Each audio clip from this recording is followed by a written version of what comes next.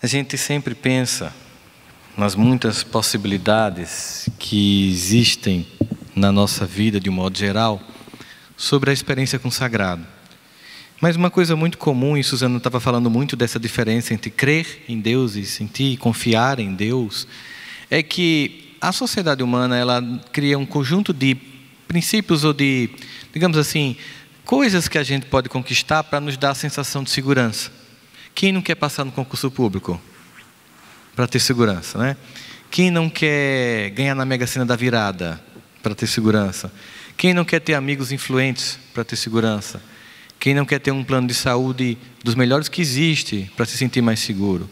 Quem não quer morar num lugar muito bonito e mais seguro, sei lá, com cercas elétricas no condomínio, para se sentir seguro?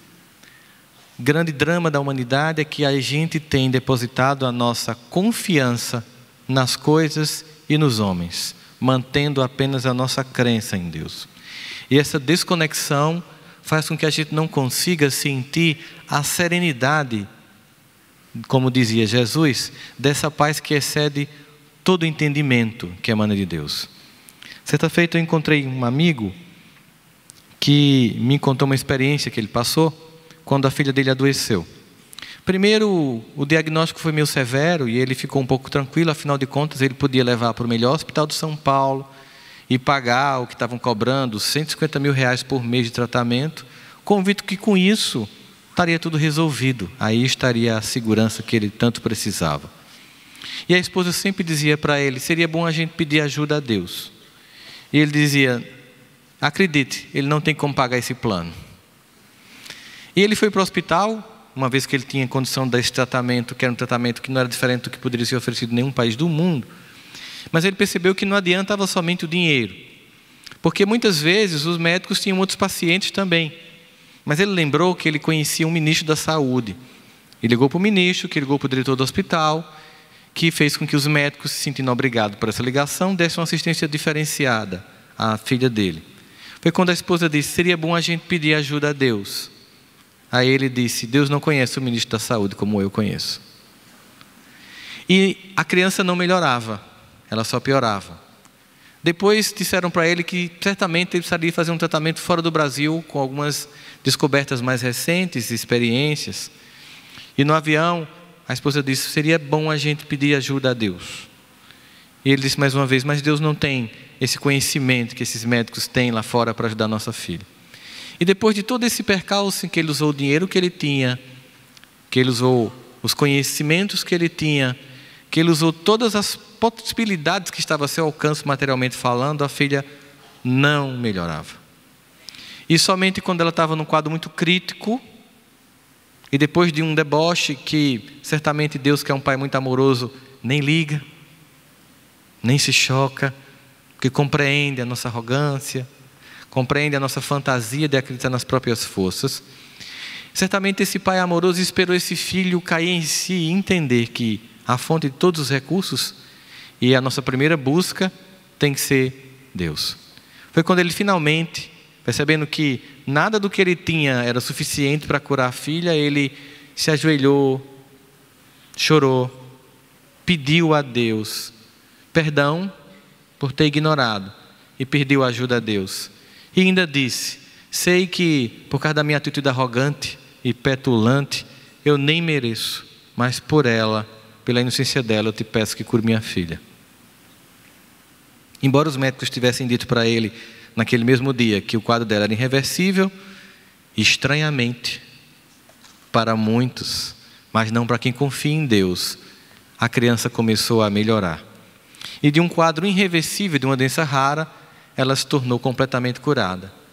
E ele entendeu, naquele deserto que ele passou, que é exatamente nesses momentos que finalmente todas as nossas forças materiais se esgotam muito rapidamente e vivemos uma experiência em que, por mais que os parentes nos amem, eles não vão deixar a vida deles para viver nossa solidão e o nosso calvário. Por mais que as pessoas estejam fazendo preces nas instituições religiosas que nós frequentamos e pedimos, ore por mim, ore por minha filha, por mais que se façam correntes de oração, esse é um projeto e um calvário muito particular, que cada um, tanto a mãe como o pai e a própria criança, enfrentavam o seu modo e aprendiam alguma coisa do seu jeito, mas nenhum deles desprovido da presença permanente de Deus. Por isso, o deserto nos dá essa capacidade de desconstrução total desse ego infantil que nos faz crer que o lugar que ocupamos é o que nos dá relevância.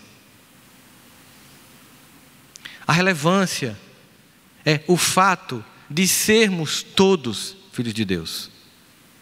Para a sociedade pode ser que lugares, posições, destaque possa provocar relevância. A nossa relevância é sentirmos-nos filhos de um Deus. Talvez seja difícil para a gente, do ponto de vista cognitivo, mesmo, não falo nem emocional, cognitivo, entender como é que um ser tão potente me conhece individualmente.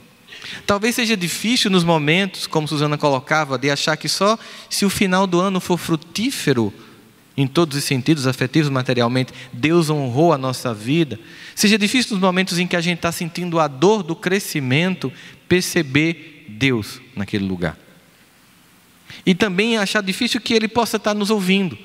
Porque muitas vezes precisamos entender que é preciso assumir essa fragilidade. Essa fragilidade ela é importante porque ela meio que nos diz um pouco sobre como desenvolver com Deus um relacionamento. Porque para que a gente possa sentir Deus, é preciso se relacionar com Ele. E relacionamento requer intimidade. E na intimidade, a gente conhece o indivíduo como ele é. A gente, quando vive uma relação duradoura, a gente vai descobrindo na relação duradoura que aqueles defeitos que no início eram tão chatos de conviver com o outro, é exatamente a característica tão benfazeja que vai acrescentar em mim aquilo que eu não tenho. Aquela pessoa que na família me é capaz de dizer que eu erro e critica e que mostra, é a que não me deixa dormir na ilusão de que estou pronto. Aquela pessoa que na instituição espírita me instiga a paciência, é a que mostra para mim que aquilo que eu pedi, como disse Suzana, ser paciente como Chico Xavier, vai implicar receber nos grupos de estudo um monte de gente que quer dar palestra em vez de fazer o estudo. É descobrir que em todos os lugares a gente tem pessoas que têm dificuldade de convívio e que a gente tem que ir aparando as nossas arestas, mas ao mesmo tempo a gente fica se perguntando, mas Deus escuta a minha dor quando eu estou só? Eu percebo que quando a gente passa vocês já passaram o WhatsApp para Deus? Você sabe que o WhatsApp tem aquele recurso de visualização. Se ficou azulzinho, a pessoa já leu. Tem gente que é tão carente que se ficar azulzinho e você não responder logo, ela bota uma carinha do tipo pensando, por que não respondeu logo?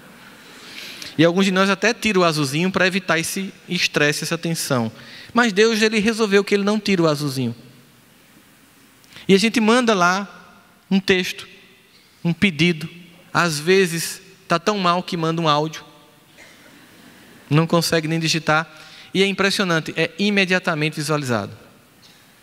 E a gente começa a encher o coração de esperança quando começa o anúncio. Deus está digitando. E começa a demorar tanto que a gente pensa que Ele é como aquelas pessoas mais idosas que digitam assim. E esse kairos, esse tempo da digitação, é a resposta que ainda não estamos prontos para escutar. Porque crianças espirituais só querem escutar, pode continuar no parque, pode continuar no telefone, pode continuar vendo série. Crianças espirituais não querem escutar, chega filho, é hora de acordar.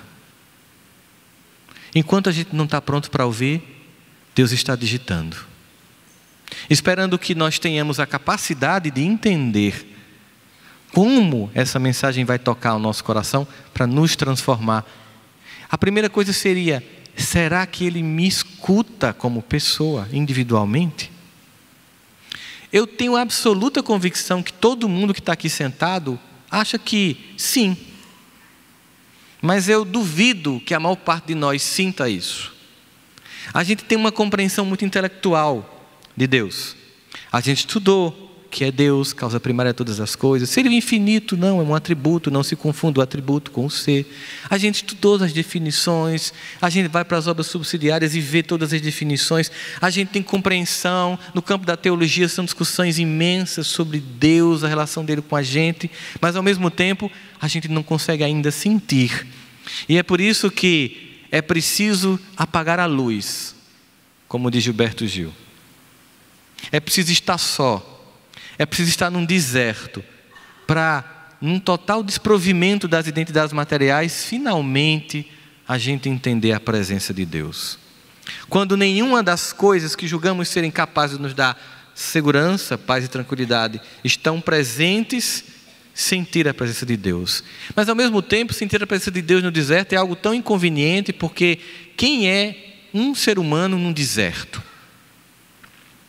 Esses muitos simbolismos que os desertos têm para os judeus e para os cristãos, que faria com que a gente passasse aqui anos estudando o simbolismo do deserto, mas a gente imaginar uma pessoa num deserto desprovida de todos os seus títulos, que não servem para nada, seu conhecimento, sua teologia, seu arcabouço intelectual, seus amigos influentes, seu sucesso, qualquer coisa, seu dinheiro, seu patrimônio, de nada vai adiantar neste momento. Ao mesmo tempo, a sensação de ser tão pequeno, e em meio a bilhões e trilhões de grãos de areia, Deus conhece e sente a vibração de cada átomo, de cada célula do meu corpo. Óbvio que isso é tão incompreensível que Davi disse: tal ciência é tão preciosa que eu não alcanço de tão alta, mas eu sei que tu me sondas.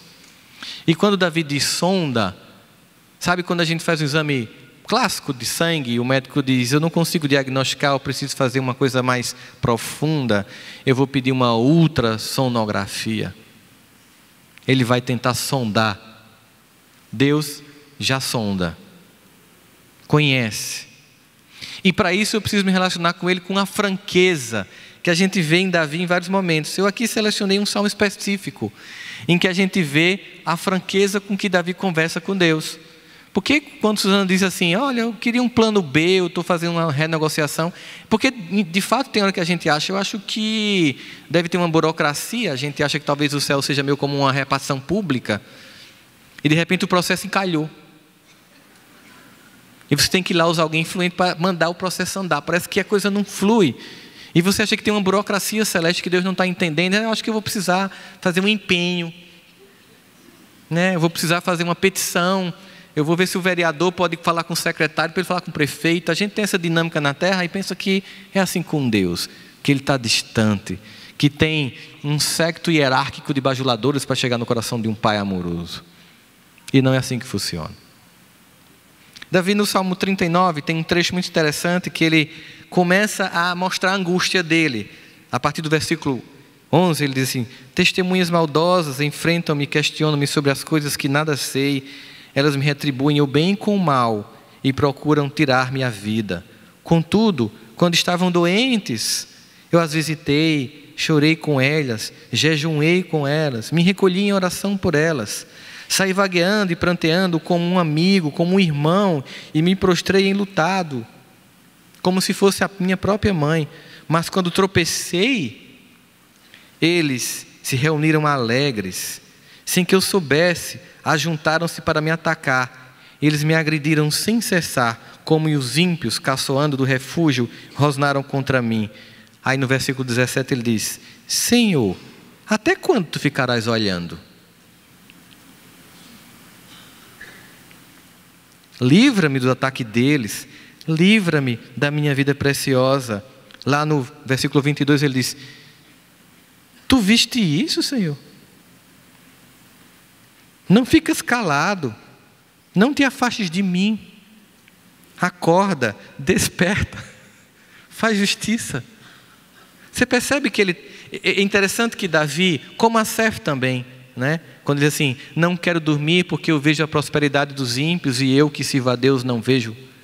É como se diz assim, ó, tem hora que sim, eu com minha humanidade pergunto: e aí, não está vendo não? O que está acontecendo? O problema não é o que Deus não está vendo, é o que eu ainda não enxerguei. É o que ainda não enxerguei com a dor.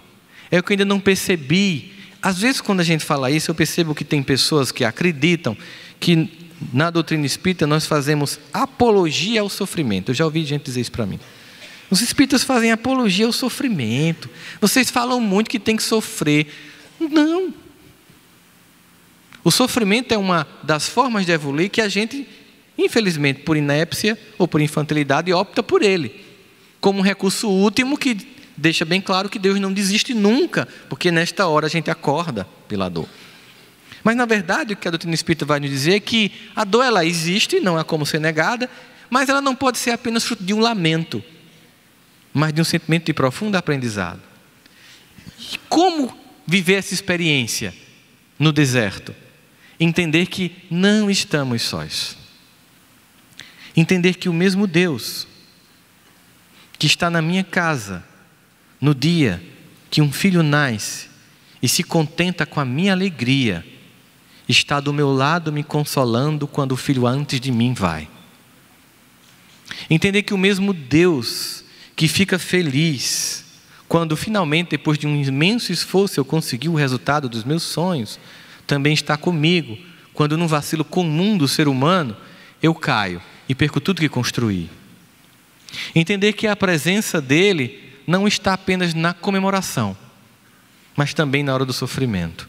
Na hora em que as pessoas se afastam, na hora em que as pessoas não querem estar junto com você para esse resgate. Família é muito isso, né? Família é uma representação mínima de toda a potência de Deus. Apesar das dificuldades que nós temos uns com os outros, ao longo de 2019 nós vamos a maternidades receber parentes novos que vão chegar no circuito familiar.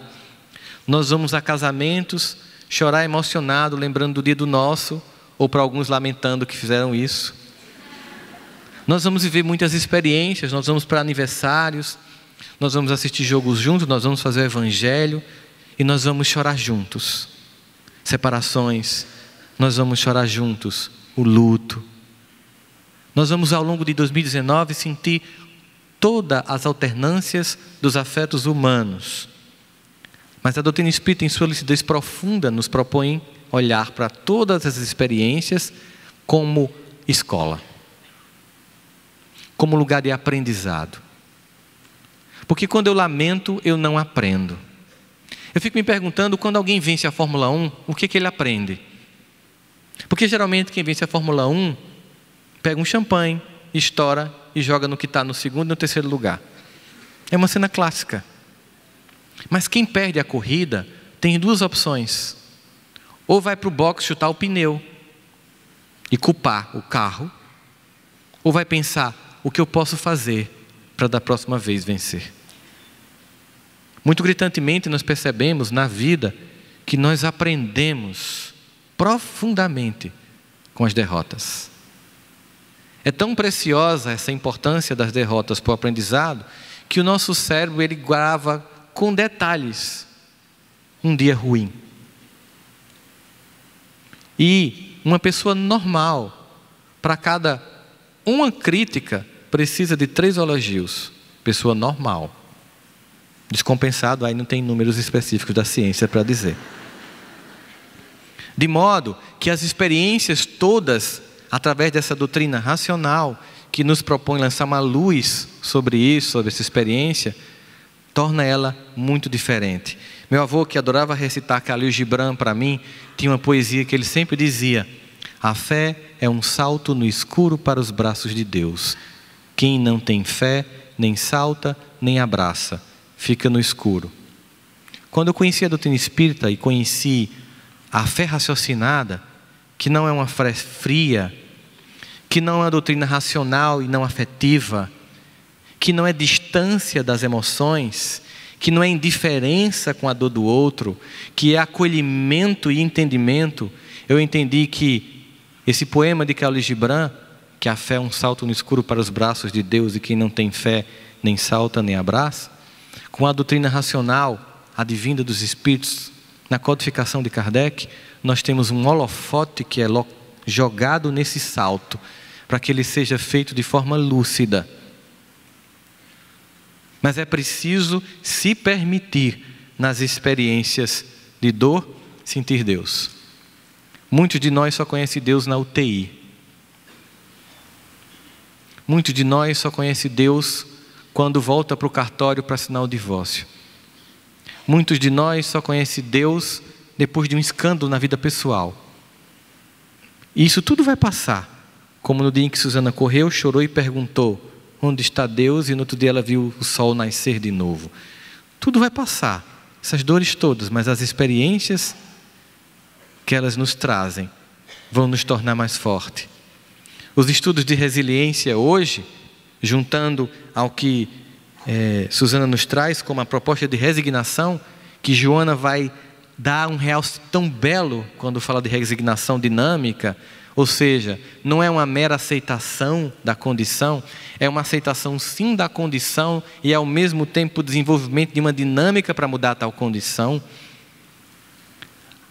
Vamos juntar a ideia de resignação à ideia de resiliência.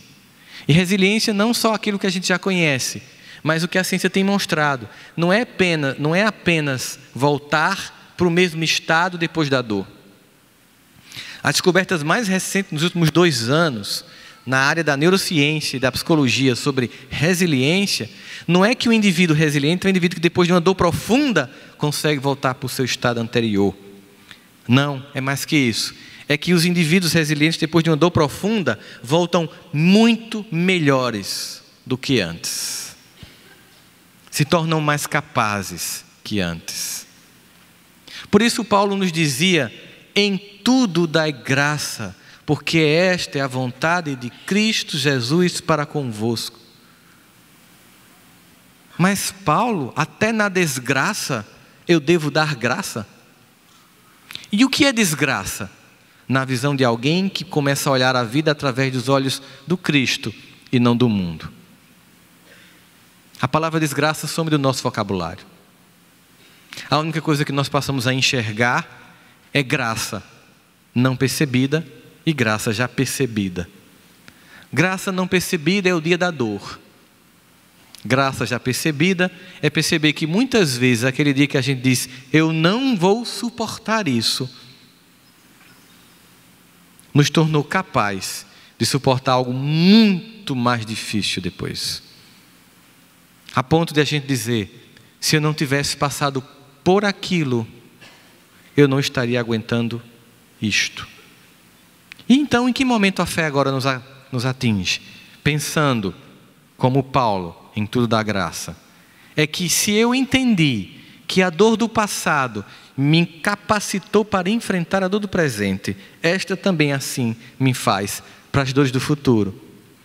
E em antecipação de fé eu agradeço a Deus, no meio da dor, as fibras, as forças que surgem para fortalecer os meus músculos físicos, morais, emocionais e espirituais, para que eu possa ter mais potência e me permitir ser cada vez mais capacitado por Deus, não somente para servir a mim, mas sobretudo para servir aos demais.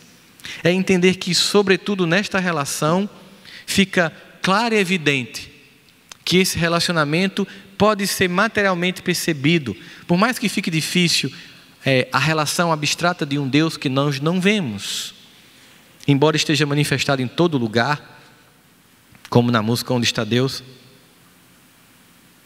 É a percepção de que nos outros que me cercam eu vejo a materialização desse amor. Isso é o que é o mais encantador. Lembrando de João quando diz: mente o homem que diz que ama a Deus a quem viu e não ama ao seu próximo a quem viu. Percebemos que uma das expressões perfeitas desse amor é entender que fora da caridade não há salvação. E a caridade não é apenas um gesto. A caridade não é apenas o feito de obras fantásticas que impressionem externamente a humanidade. A caridade é algo que, antes de tudo, me transforme no processo. Porque nós temos visto pessoas que fazem obras externas grandiosas, mas porque não se transformam internamente, caem rapidamente na ruína. Porque acreditavam que era a manifestação externa, ou os dons ou as competências que mostrariam a potência de Deus na vida dela. Paulo já tinha enfrentado isso na comunidade de Coríntios, por isso disse assim: ainda que E essa palavra já diz tudo na carta. 1 Coríntios 13. Ainda que eu falasse a língua dos homens e dos anjos, sem caridade eu nada seria, sem amor eu nada seria. E desculpa quem achou que isso era de Renato Russo. Ainda que. Portanto, essa relação com Deus é para deixar bem claro para mim que, desenvolvendo essa intimidade com Deus, ainda que eu desenvolva todas as potências intelectuais, toda a simbologia social de visibilidade, qualquer dessas coisas rapidamente passageiras, no final da jornada é somente o ainda que eu levo para o outro lado. Mas é importante, para finalizar, que a gente tente desconstruir algumas mentiras que contamos para nós mesmos. Deus não está distante, somos nós que não percebemos. Nós não percebemos porque achamos que Ele é uma autoridade tão distante quanto as humanas. E esquecemos que Ele é um paizinho, como dizia Jesus, Abba, próximo e cuidadoso. Nós não acreditamos às vezes, até porque percebemos que Ele é um paizinho próximo e cuidadoso, mas como somos filhos rebeldes e ingratos, imaginamos que Ele, como um pai muito mais voltado para aquele modelo violento, deve estar profundamente decepcionado, e temos dificuldade de conversar com Deus. Temos dificuldade de chegar no nosso quarto, no nosso deserto, e dizer a verdade. Por isso que Gilberto diz assim: eu tenho que desatar o nó da gravata, do sapato. Ou seja, quando for conversar com o papai, não vem com personagem. Não vem com a foto de Instagram modificada que a gente posta na rede social. Não vem com a vida editada de um personagem que você quer convencer o mundo que você é. Venha como você é. E não pense que você vai surpreendê-lo nem decepcioná-lo, porque Ele ama profundamente. É preciso ter coragem de conversar com toda a intimidade, dizer da dor, da angústia, das vezes que você pensa assim: hoje eu estou com tanta raiva, Deus, tanta raiva, que aquela pessoa que eu racionalmente sei que é teu filho, eu queria que morresse. Podia tirar ele dessa encarnação, tem tantos planetas no universo. Essa franqueza, e depois entender assim: eu sei que é surto meu, mas é o que eu estou sentindo. E eu preciso dizer a vocês por quê? Porque eu não quero mais sentir isso. Porque enquanto eu não admitir que eu estou sentindo isso, eu vou continuar achando que eu sou quem eu não sou. E é preciso que eu me conheça como eu sou, como você já me conhece, e aprenda a me amar assim mesmo.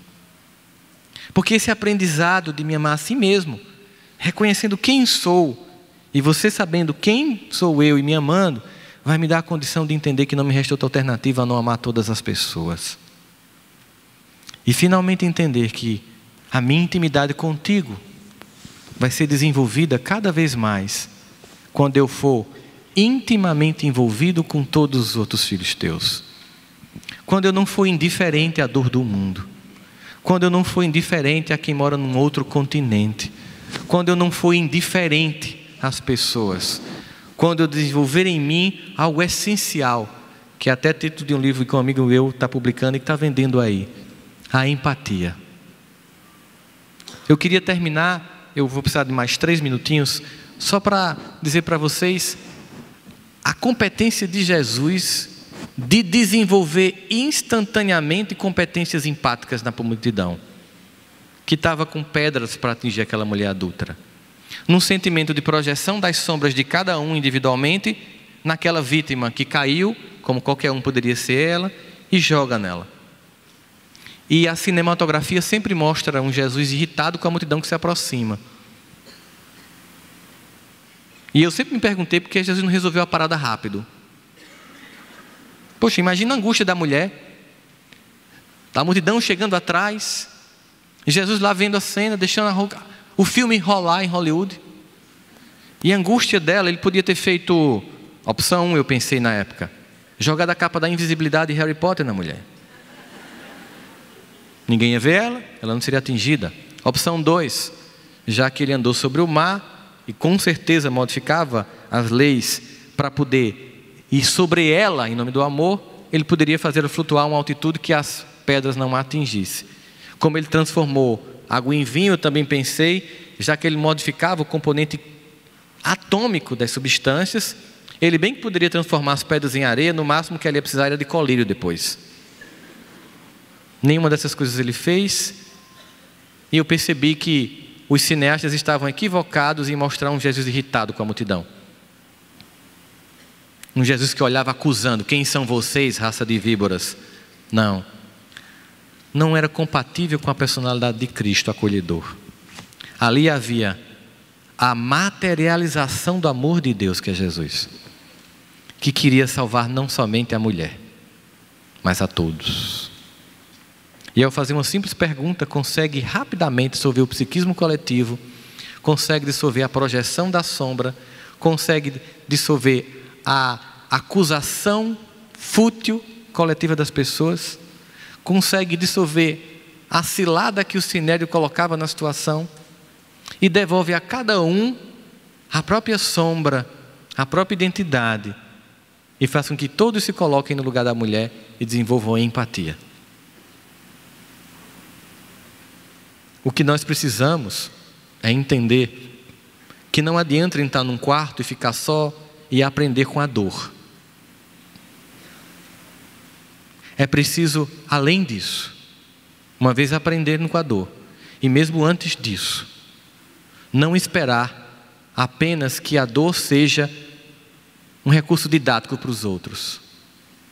Porque mais do que isso, ela é um convite para cada um de nós, para sermos, enquanto alguns sofrem, e não é o nosso dia de sofrer, sermos o que chega para ser a materialização desse amor, socorrendo, ajudando, acolhendo, sem nenhuma mágica, às vezes só num olhar, dizendo: estou aqui. Nos dias mais difíceis de nossa vida, nós lembramos de pessoas que só estiveram lá e não tinham muita coisa para dizer, porque é a dor, não tem muito o que dizer, mas só deram um abraço e ficaram lá. Isso marca. A intimidade de conhecer Deus no deserto é me ensinar a ajudar as pessoas quando elas estiverem no deserto dela, porque quando eu estiver com ela, eu sou a prova viva de que ela não está só e que Deus, através de mim, não abandona ninguém. Muita paz a todos.